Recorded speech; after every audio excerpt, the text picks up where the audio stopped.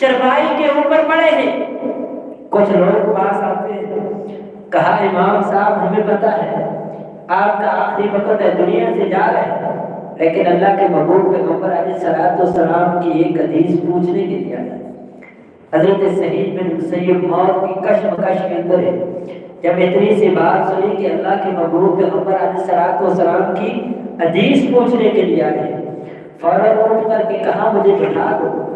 لوگوں نے کہا امام صاحب آپ کی کیفیت یہ ہے، حالت یہ ہے، موت کی کشمکش کے اتنی تکلیف میں آپ چرپائی پہ لیٹے ہوئے ہمیں وہ حدیث بتا دیتے۔ حضرت سعید بن مسیب رحمۃ اللہ نے کیا جواب دیا؟ انہوں نے کہا اللہ کے محبوب پیغمبر علیہ السلام کی حدیث پوچھنے کے لیے آئے ہو اور مجھے کہتے ہو کہ لیٹ کر آپ اللہ کے محبوب پیغمبر کی حدیث ہمارے سامنے بیان کرو۔ اتنا اللہ کے محبوب پیغمبر علیہ السلام کی بات سے محبت کر رہے ہیں، ذات سے اتنی زیادہ محبت کرنے والے، اپنی جانوں سے بڑھ کر محبت کرنے والے، لیکن آپ علیہ السلام کی حدیث مبارکہ کا بھی احترام کرنے والے۔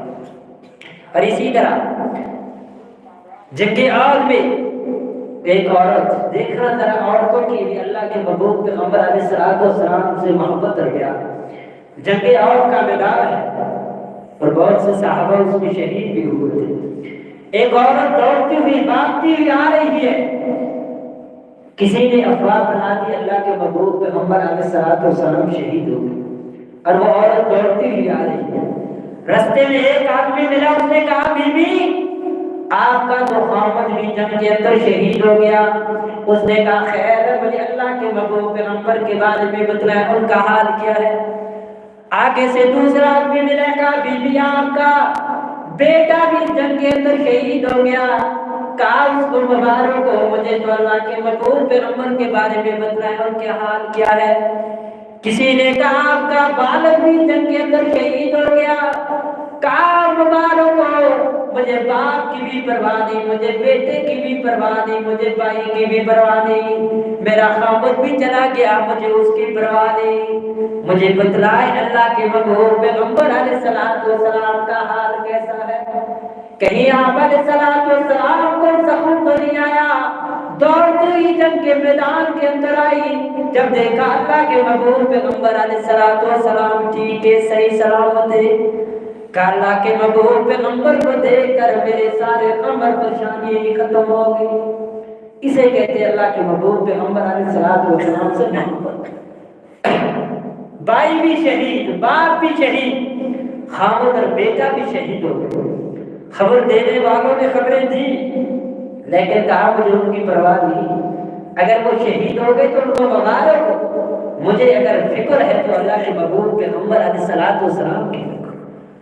میرے مسلمان بھائی، ایسے ان لوگوں نے محبت کی اور فرمایا جن لوگوں نے اللہ کے محبوب پیغمبر علیہ السلام سے صحیح معنوں میں محبت کی، اللہ تبارک و تعالیٰ قیامت کے دن نبی کریم صلی اللہ علیہ وسلم کا ان کو ساتھ بھی نصیب فرمائے گا، جنت کے اندر نبی کریم صلی اللہ علیہ وسلم کا ان کو پڑوس بھی ملے گا۔